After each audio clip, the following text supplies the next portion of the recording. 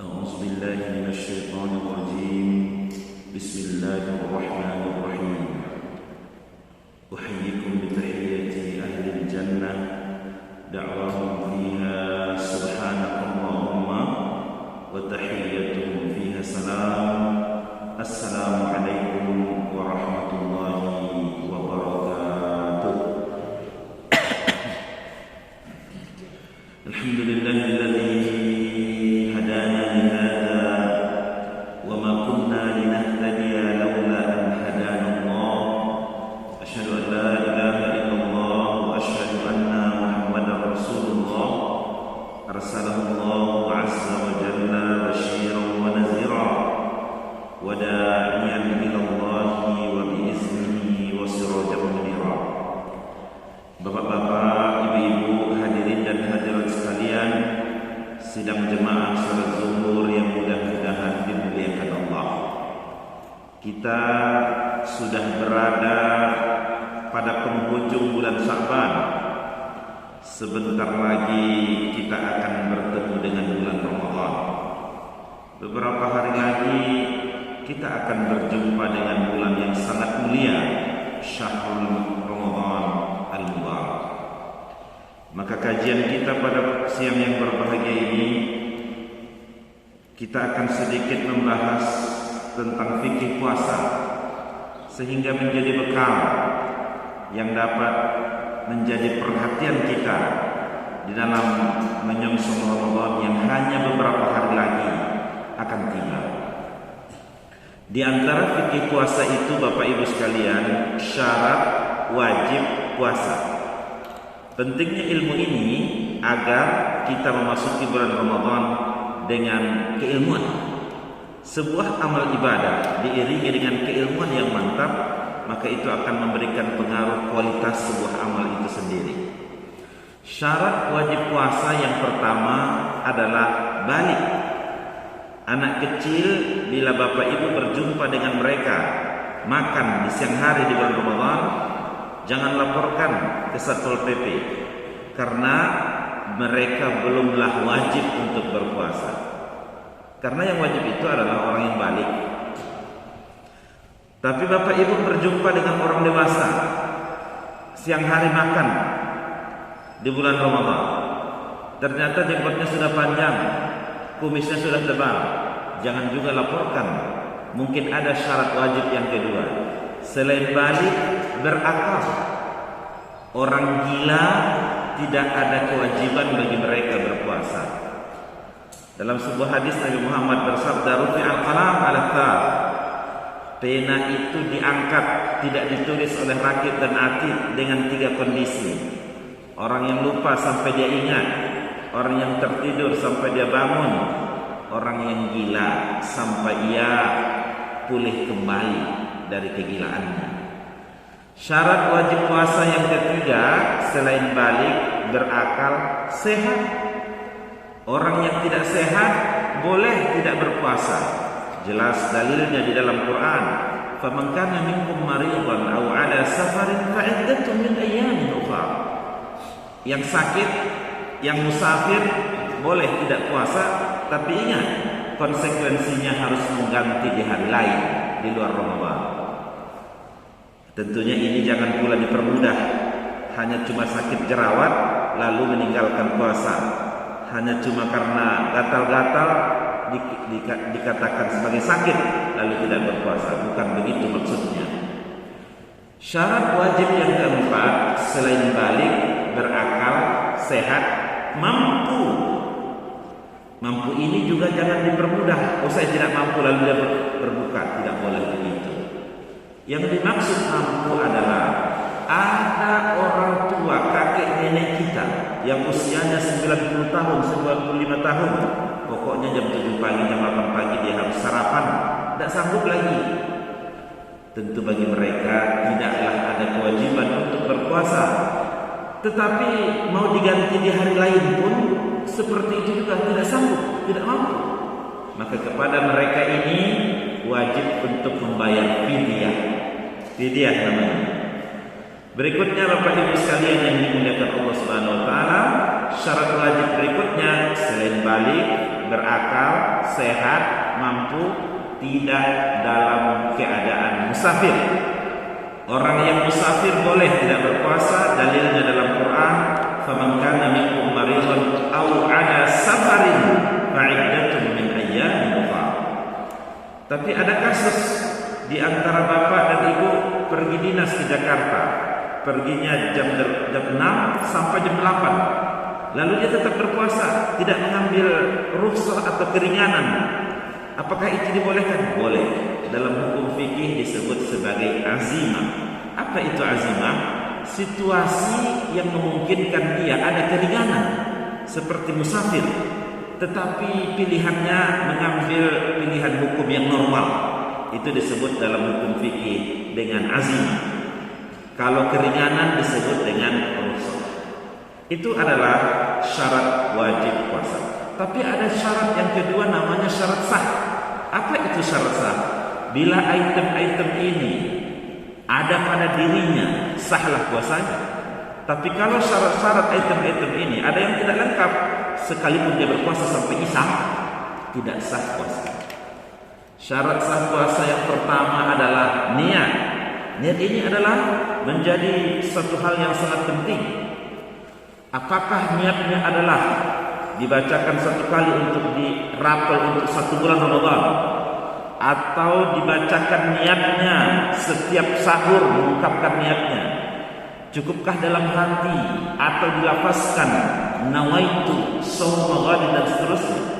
Hal ini berbeda pendapat, dan perbedaan ini sudah dari dulu.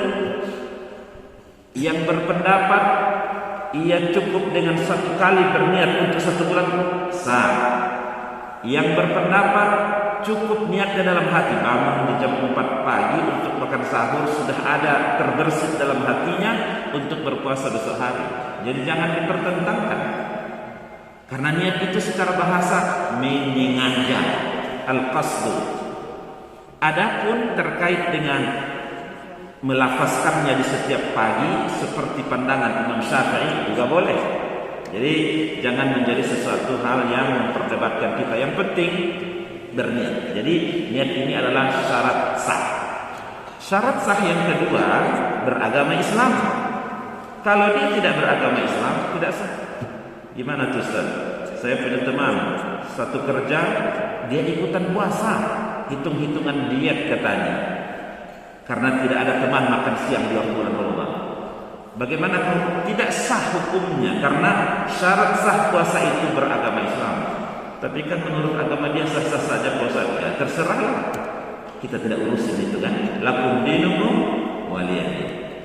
Syarat sah yang ketiga, Bapak Ibu sekalian, syarat sah puasa itu yang ketiga adalah suci dari haid dan nifas. Datang haid, batal. Ibunda Aisyah pernah mengatakan, kami diperintahkan untuk mengganti puasa, tapi tidak diperintahkan untuk mengganti sholat. Ibu-ibu yang datang haid, maka batal puasanya, ganti di hari lain. Oleh karena itu Bapak Ibu sekalian, kalau tetap berpuasa, bukan pahala yang dapat, dosa yang dapat. Kemudian syarat sah berikutnya adalah ia berpuasa pada hari yang dibolehkan puasa.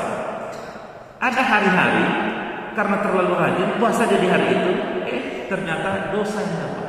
Idul Fitri, Idul Adha, hari tasyrik. Kalau bulan Ramadan wajib, ya, kutiba alaikum syiyam kan. Nah, inilah yang disebut dengan syarat sah. Ya, niat beragama Islam, suci dari haid dan nifas, ia berpuasa pada hari yang dibolehkan puasa.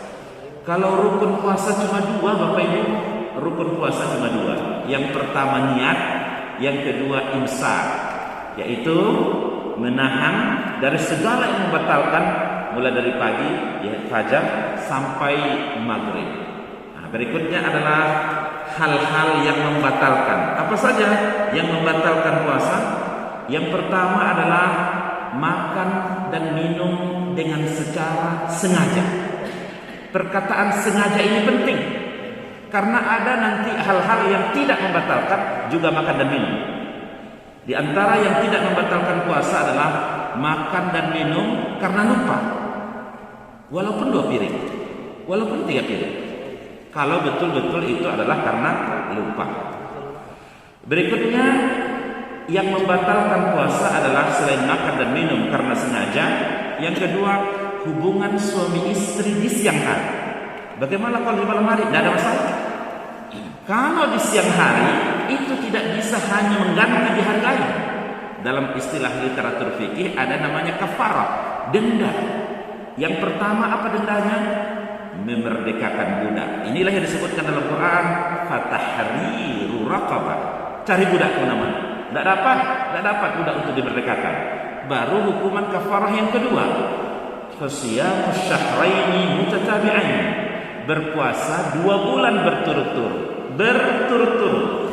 60 hari. Hari ke-58 batal. Ulang lagi dari pertama.